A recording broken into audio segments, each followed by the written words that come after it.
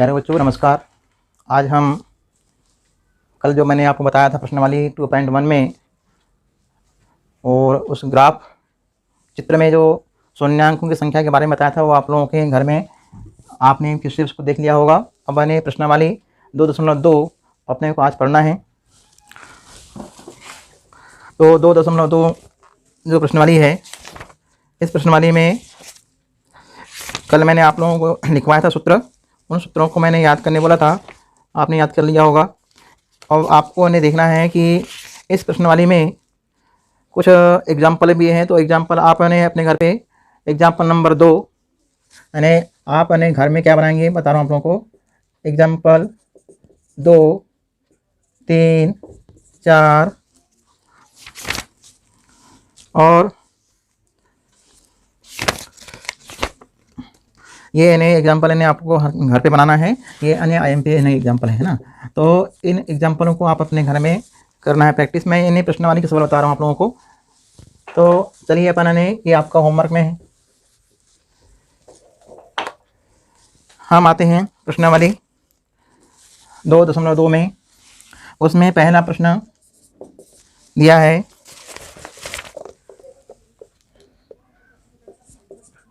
चलिए प्रश्न नंबर 1 जो है उसमें क्या लिखा है। उसमें मैंने आपके प्रश्न 1 में 6 प्रश्न दिए गए हैं। तो उन प्रश्नों को हम पढ़ते रहे हैं कि निम्न द्विघाती बहुपदों के शून्यक ज्ञात कीजिए और उन शून्यकों के गुणांकों के बीच के संबंधों की सत्यता की जांच कीजिए, है ना। तो मैंने आप लोगों को कल जो बतलाया था एक द्विघाती समीकरण, उसके सूत्र बताया था। यदि उस द्विघाती समीकरण है तो उसके 2 शून्यक होंगे अल्फा बीटा। यहाँ पर आपको 2 शून्यक निकालना है। तो x² - 2x - 8 ये आपका पहला प्रश्न है ना। तो इस पहले प्रश्न में ये जो है द्विघाती बहुपद, इस द्विघाती बहुपद के आपको निकालना है शून्यक। तो शून्यक निकालने के लिए क्या करना पड़ेगा बताइए। तो यहाँ लिखेंगे हल।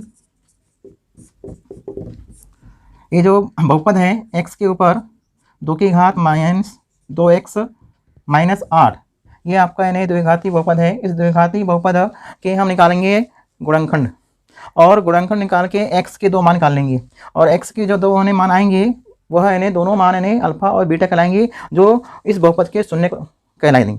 तो इस बहुपद के शून्य कहलाएंगे। तो अपन यहाँ लिखेंगे अपन लोग जो 8 है यानी ये आपका त्रिघात यानी द्विघाती बहुपद है और इसमें 3 पद हैं। तो अचर राशि क्या है 8 - 8। तो अचर राशि -8 है। हम इसको तोड़ते कैसा है यानी आपने इसके पहले 8वीं 7वीं में पढ़ा है कि आपका जो बहुपद दिया रहता है उस बहुपद को गुणनखंड निकालना आपने सीख गया है ना। तो आप इन्हें क्या करेंगे, यहाँ लिखेंगे -8 जो है अचर राशि, इस -8 को ऐसे 2 पद में तोड़ेंगे कि गुणा करने पर -8 आए और जोड़ने घटाने पर -2 आए। तो -4 और -2 का यदि हम गुणा करते हैं तो -8 आता है गुणनफल। और यदि -4 में -2 घटाते हैं तो -2 आता है। आपको ध्यान रखना है कि मध्य पद को आपको तोड़ना है। तो -2 लाने के लिए आप इन्हें -8 को ऐसे 2 पद में तोड़ो कि गुणा करने पर -8 आए और जोड़ने घटाने पर -2 आना चाहिए। तो अपन इसको तोड़ दिए, देखिए अपन तोड़ रहे हैं यहाँ पर। तो यहाँ लिखेंगे x के ऊपर 2 की घात -4x, हमने -2x के 2 पद लिखेंगे अपन लोग। तो यहाँ लिखेंगे -4x और ये -2 है तो -2x - 8 ये यानी आपका यानी जो बहुपद था जो 3 पदों में था यानी पद में, अभी यानी 4 पद में बदल गया। अब ये 4 पद में बदला है तो यानी प्रथम 2 पद के बीच और अंतिम 2 पदों के बीच आपको निकालना है उभयनिष्ठ। तो यहाँ से प्रथम पद में जैसे यानी x वर्ग है -4x है तो x वर्ग -4x में कॉमन निकलेगा x, क्योंकि x वर्ग है और यहाँ x है तो हम यानी कम से कम एक x बाहर ले सकते हैं। तो अंदर बचेगा x - 4, ठीक है ना। अब इसके बाद में धन, अगले 2 पद है, तीसरा पद और चौथे पद में निकलेगा कॉमन। यहाँ 8 अन्य राशि अचर है, इसमें x नहीं है तो अपने को मात्र निकालना पड़ेगा 2। और जब 2 निकलेगा तो अंदर क्या बचेगा, यहाँ आएगा x और -2 का यानी भाग 2, 2 चौक 8। यानी आपको ध्यान रखना है जब भी ऐसे मध्य पद को तोड़ के बनाते हैं गुणनखंड तो ये दोनों गुणनखंड एक जैसे आना चाहिए। चिन्ह और उनकी जो पद हैं तो चिन्ह और पद दोनों एक समान आना चाहिए। जैसे ये x - 4 आया, यहाँ भी x - 4 आया, मतलब ये जो दोनों है सेम है तो ये गुणनखंड एक कहलाएगा, है ना। अब इसके बाद में x जो बाहर निकाले थे उभयनिष्ठ और यहाँ निकला था -2, इससे बनेगा दूसरा गुणनखंड। अब ये दोनों गुणनखंड यानी हो गए। अब इनका निकालना हमको शून्य निकालना है, तो हम इसके शून्य के बराबर तुलना करेंगे शून्य से। तो शून्य से तुलना करेंगे तो इसके दो मान आएंगे, x माइनस 4 बराबर शून्य और x धन 2 बराबर शून्य। यानी शून्य निकालना है, हम इसके क्या किए अपन ने शून्य से तुलना कर रहे हैं बराबर में। तो अब यहाँ से करेंगे x माइनस 4 बराबर शून्य लिखिए, तो x बराबर ने यहाँ का ये पक्षांतर तो धन 4 आएगा, और यहाँ से किए पक्षांतर धन 2 का औसतक, तो x बराबर आया -2। ठीक है ना। अब ये यानी क्या हो गए, 2 x के मान आए। जब ये 2 x के मान आए तो ये यानी दोनों मान 4 और -2 ये दोनों क्या कहलाएंगे, इस बहुपद के शून्यक होंगे। तो आंसर में लिखेंगे दिए गए बहुपद के शून्यक 4 और -2 है। अपन ने दिए गए बहुपद के क्या निकला, शून्यक 4 जो है वो धन में है और 2 है वो माइनस में है। मतलब है कि x के जो 2 उत्तर आए थे ये दोनों उत्तर इस बहुपद के शून्यक कहलाते हैं, मतलब ये शून्यक के मान हैं। तो आपको यानी निकला दिए गए बहुपद के शून्यक 4 और -2 है। ठीक है ना। अब आपको यानी अब रही बात क्या, देखिए अपन ने बहुपदों के शून्यक निकाल लिया।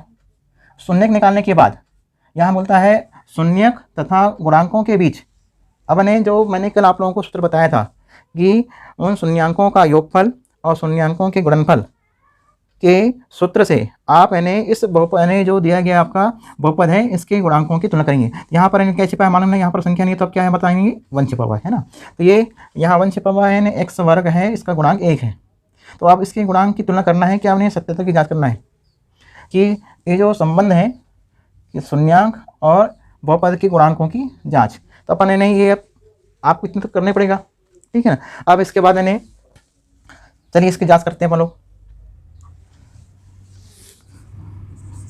शून्यांकों और गुणांकों के बीच सत्यता की जांच हमने इसकी जांच कर रहे हैं। देखिए अपन सबसे पहले हमने पहला पद हमने क्या बताया था आपको, हमने बताया था शून्यांकों का योगफल, शून्यांकों का योगफल। तो आपने शून्यांकों का योगफल ने क्या पढ़े थे अपन ने, बताओ, अल्फा प्लस बीटा, यानी आपने कल बताए थे सूत्र। तो इसमें क्या बताए थे, तो यहाँ ने पहला मान अल्फा है, दूसरा मान बीटा है, हम जोड़ेंगे क्या लिखेंगे अपन बताओ, 4 धन और कोष्ठक में -2। हाँ, अब यानी इसको खोलेंगे तो 4 -2, ठीक है ना। अब यानी इसका मान 4 -2 आया। अब इसको घटाएंगे तो कितना आएगा, ये मात्र धन 2। अब ये धन 2 आया। अब ये धन 2 को भिन्न बदलेंगे तो यानी इसके भिन्न बनाने के लिए या परिमेय संख्या बनाने के लिए क्या करना पड़ेगा, 2/1। जब अपन ने इसको 2/1 लिख दिया तो आप यानी ये संख्या क्या है, ये संख्या यानी धन में है। तो यदि अपन ने ऐसा लिख दिया -2 और -2 तोड़ दिया इसको, तो यानी क्या कहलाएगा बताओ, अब क्या कहलाएगा ये, अब ये कहलाएगा कि माइनस माइनस का हो गया प्लस, है ना। अब यानी इसकी यानी तुलना करेंगे हम किससे, देखो अंश का पद क्या कहलाता है, मैंने कल आपको लिख के बताया था कि ये जो है वो -x का गुणांक होता है, यानी शून्यांकों के योग में -x का गुणांक कहलाता है ये। और नीचे वाला जो 1 लिखा हुआ है वो x वर्ग का गुणांक होता है।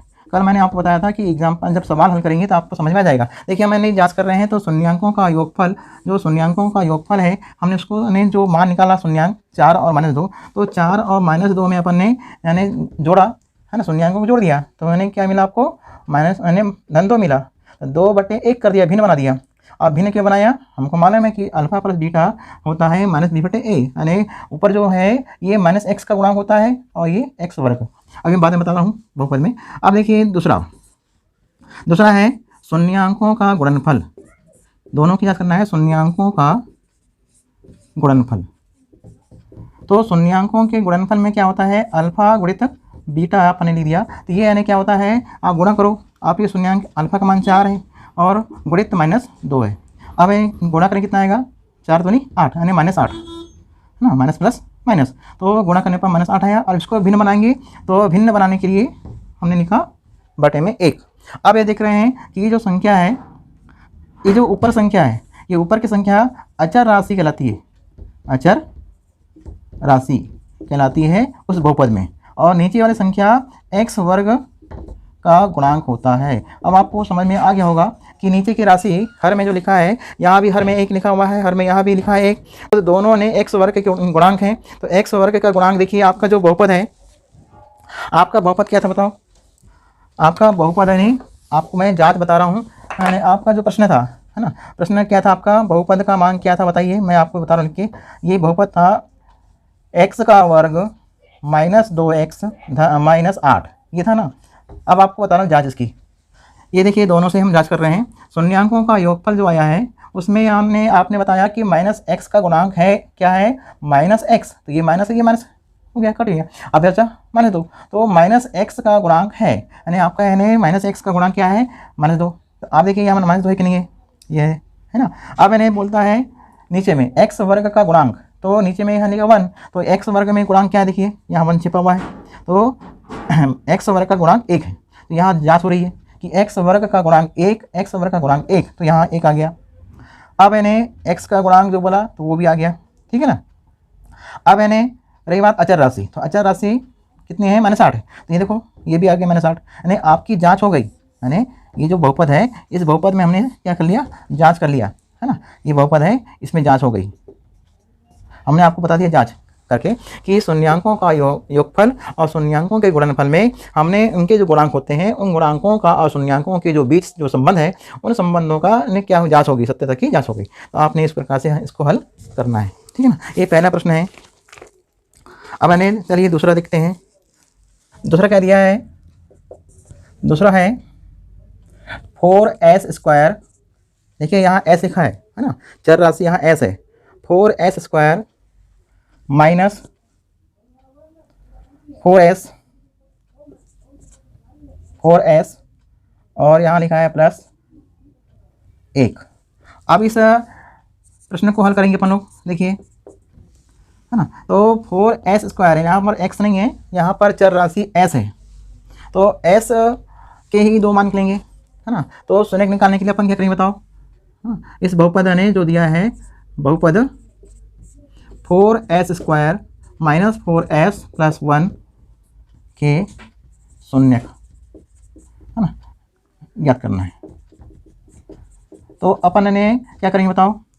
हम लिखेंगे 4s² माइनस 4s + 1 बराबर 0 से तुलना कर दो, और इसके निकालो गुणनखंड, है ना। तो गुणनखंड क्या आएगा?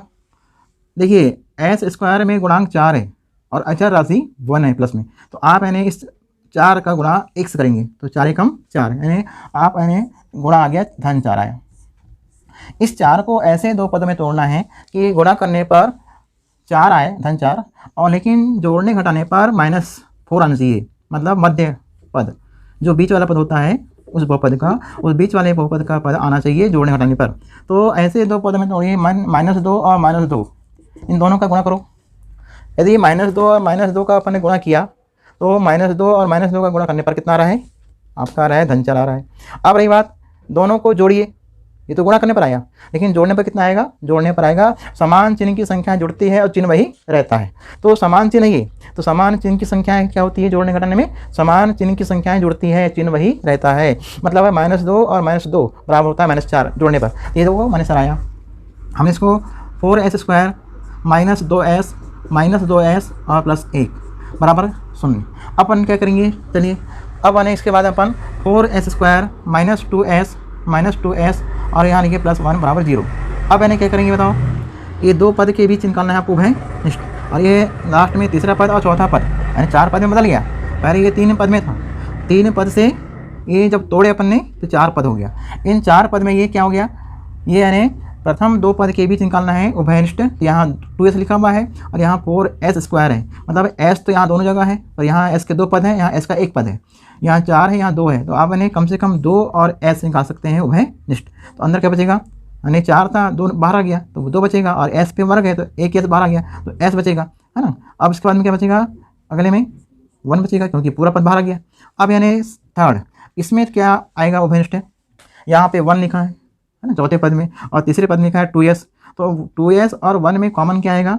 यहाँ भी यानी संख्या s नहीं है, है ना, और यहाँ 2 नहीं है, मतलब है कि 2 और s दोनों में से कोई भी कॉमन निकलेगा नहीं, पर यहाँ क्या छिपा है 1, यानी आप यानी इसमें एक कॉमन निकाल सकते हैं ऐसी स्थिति में 1, है ना। तो -1 निकाले अपन ने। हाँ, अब देखो -1 निकला है, ध्यान देना है, -1 निकला, ये जो प्लस है इस प्लस का चिन्ह बदलेगा तो आ जाएगा 2s - 1 बराबर 0। अब देखिए मैंने ये बताया था आपको कि जब गुणनखंड तोड़ते हैं तो ये दोनों गुणनखंड सेम रहते हैं, एक जैसे 2s - 1 2s - 1, तो इसको लिखेंगे एक बार 2s - 1।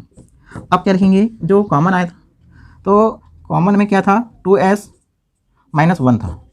अब ये दो गुणनखंड आ गए, दोनों सेम है, लेकिन अब क्या करेंगे, उत्तर s के दो आएंगे, तो यहाँ लिखेंगे 2s - 1 बराबर 0, 2s - 1 बराबर 0। अब क्या करेंगे बताओ, करेंगे पक्षांतर, तो -1 का करेंगे पक्षांतर, तो क्या होगा 2s बराबर -1 का किए पक्षांतर तो +1 हुआ, और s बराबर होगा 1/2, है ना। वैसे यहाँ भी होगा 2s बराबर 1, तो s बराबर 1/2, यानी s, तो s के दो उत्तर आए, है ना, s का 2 मान आया, परंतु दोनों मान सेम है 1/2 1/2। अब यानी ये दोनों सेम है तो कोई बात नहीं है, दोनों यानी इसके शून्य कहलाएंगे क्योंकि ये द्विघाती बहुपद है। तो मैंने बताया था कि जब भी जिस चर राशि पर अधिकतम घात जो रहती है उतने शून्य आते हैं, तो मतलब आपका यानी s के 2 मान प्राप्त हुए हैं तो ये 2 शून्य प्राप्त हुए। अब यहाँ लिखेंगे आंसर में दिए गए बहुपद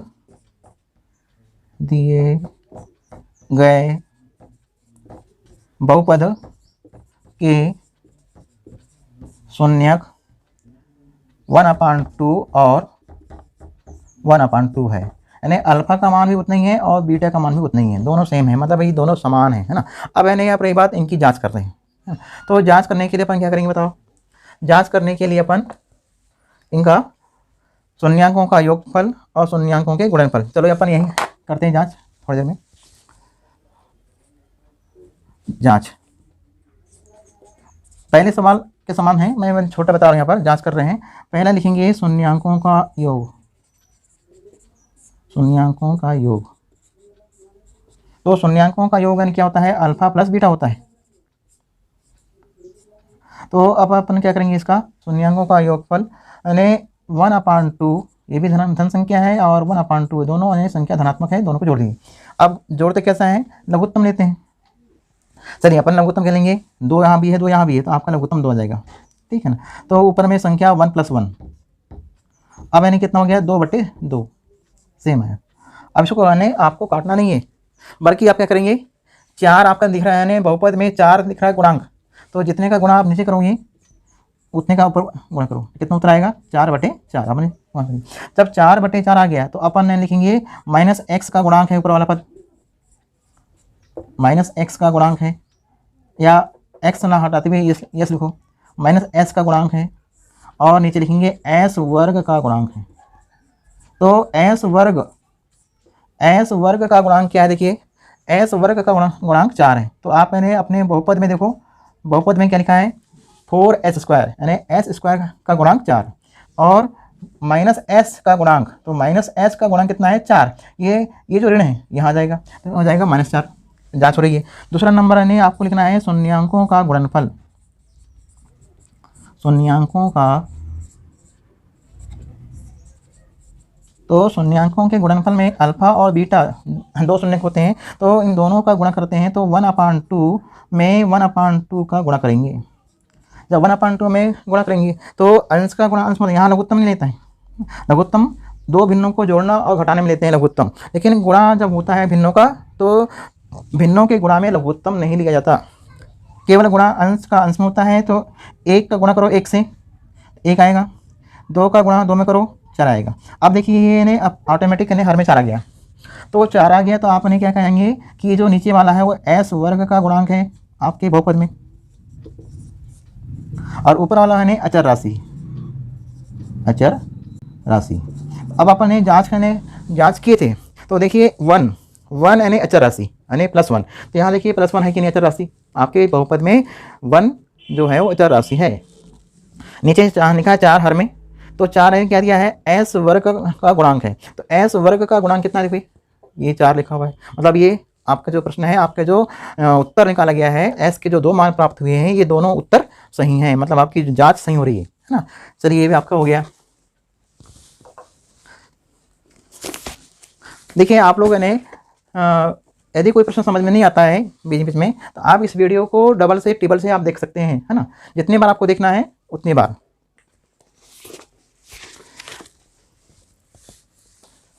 तीसरा ने क्या दिया हुआ है बताइए। तीसरा दिया हुआ है 6x का वर्ग, है ना, 6x का वर्ग -3 और -7x। ध्यान से देखना है, ये यानी जो बहुपद है, ये बहुपद यानी क्रम सही नहीं है। इसमें क्या दिया है कि अचर राशि मध्य में दी है, अचर पद बीच में दिया हुआ है। ये सवाल यानी परीक्षा में आता है, तो इसमें मैंने बहुत से छात्र गलती करते हैं, जैसा रहता है सवाल उसी क्रम में आप उसको हल करते हैं, जबकि ये इसको पहले आप जमाना है लाइन से।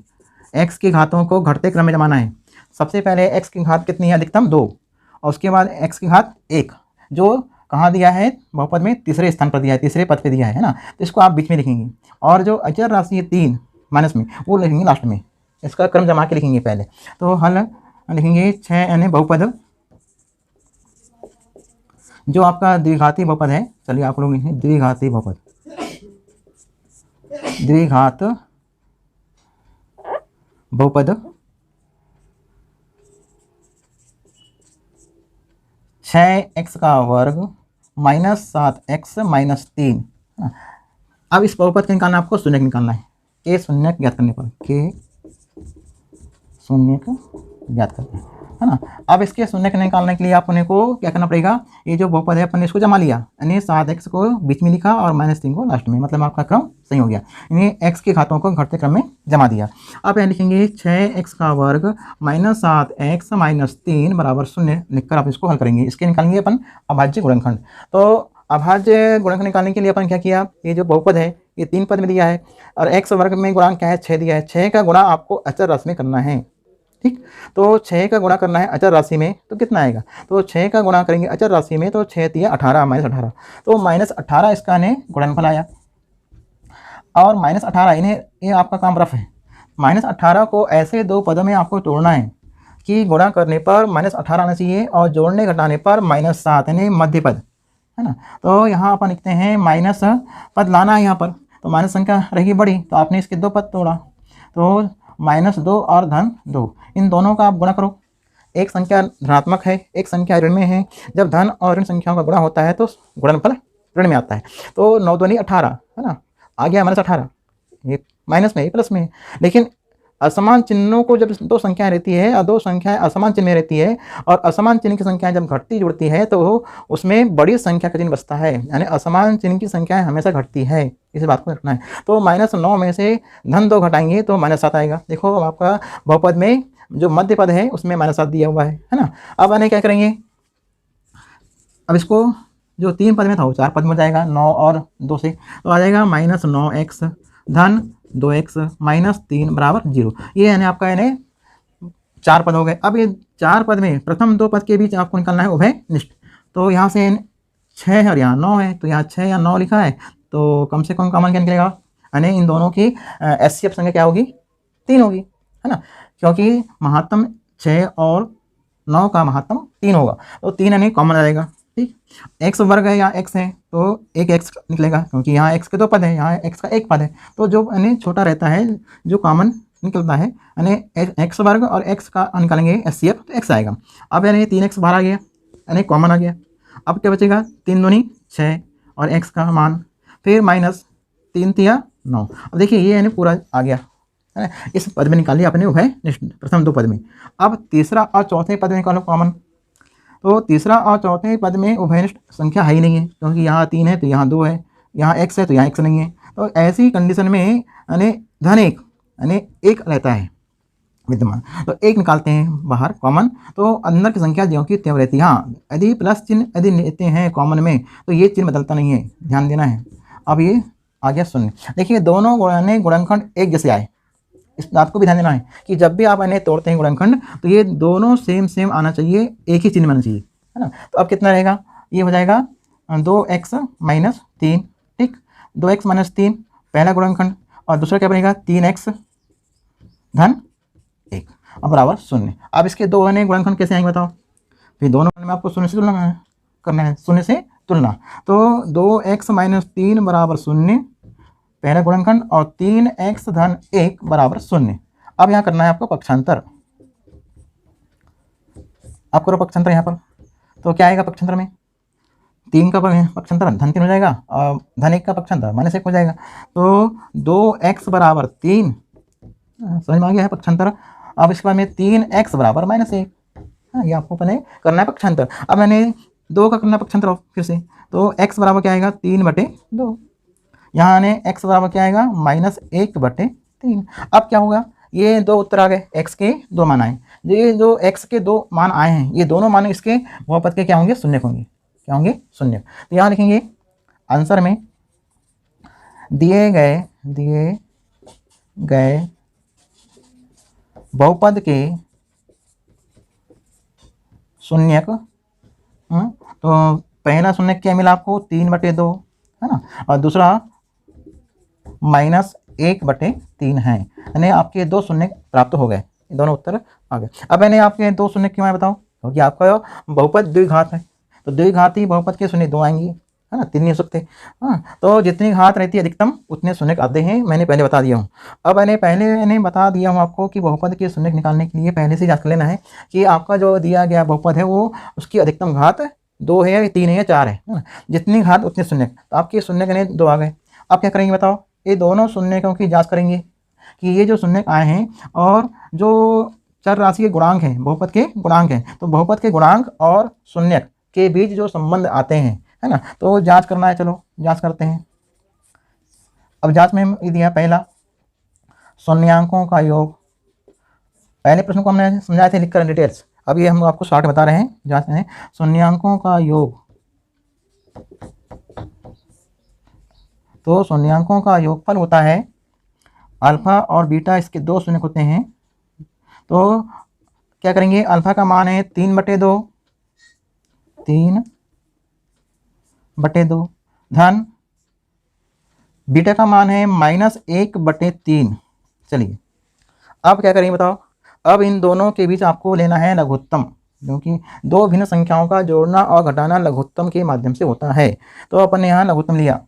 अब क्या करेंगे बताओ, यहाँ अपन लघुत्तम क्या आएगा, यहाँ 3/2 है, -1/3 है, दोनों का जो भिन्न हर है, एक में 2 लिखा है हर में, एक में 3 लिखा हुआ है, इन दोनों का गुणा कर दीजिए, 3 दूनी 6 इसका लघुत्तम हो गया। ठीक है ना। जब गुणनफल के रूप में लघुत्तम लेते हैं तब इनका होता है त्रिक गुणा, 3 का गुणा 3 से होगा त्रिछा, और 2 का गुणा यहाँ होगा -1 में, तो प्लस हो जाएगा माइनस, 3 तिया 9, देखिए आपका, और 2 एकम 2, यानी प्लस हो गया -2।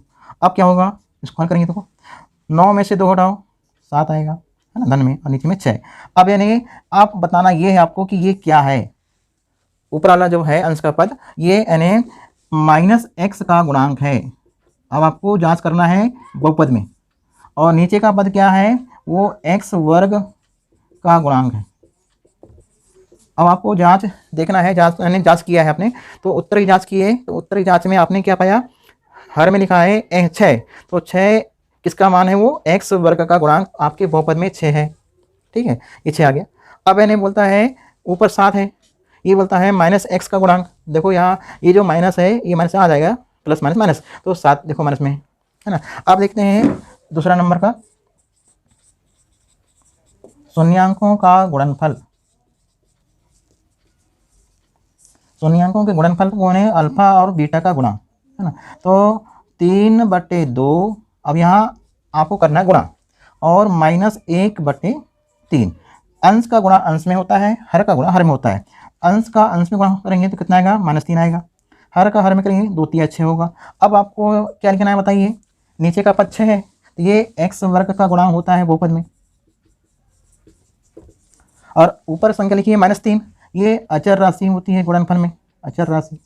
अब आपको देखना है कि प्रश्न में आपके यानी प्रश्न में ये संख्या है या नहीं, -3 है या नहीं, देखो अचर राशि, ये देखो -3 है ना, -3 दिया है, और 6x वर्ग का गुणांक 6 है, 7 जो है वो -x का गुणांक है, तो ये ऋण यहाँ जाता है तो ऋण 7, यानी आपका जो बहुपद है, इस बहुपद में आपने जांच किया, आपने जो उत्तर निकाला था शून्य, तो वो शून्य यानी आपके सही हैं, यानी आपने उत्तर सही बनाया है ना। तो ये आपका यानी प्रश्न नंबर 1 2 3 हो गए, ठीक है ना। अब यानी आप यानी इसके बाद यानी प्रश्न नंबर चौथा, पाँचवा, छठवा में से कल हम एक बता देंगे और प्रश्न नंबर 2 कल बताएंगे, है ना। तो आज के लिए आप इतने यानी पढ़ाई करो और इसको यानी फिर से बनाना है। और एग्जाम्पल 2 3 जितना मैंने आपको होमवर्क दिया था वो एग्जाम्पल यानी किताब से पीछे दिया गया है, उस एग्जाम्पल से आपको हल करना है, तो परीक्षा में आते हैं। ये यानी आप यानी इन प्रश्नों को आप हल कर लेना है। मैंने उत्तर की जाँच बता दिया और इन प्रश्नों की में कोई यानी और परेशानी होती है तो आप यानी बता सकते हैं मेरे को। तो आप यानी इन प्रश्नों को बना लीजिए और आज के लिए इतने काफ़ी। जय हिंद।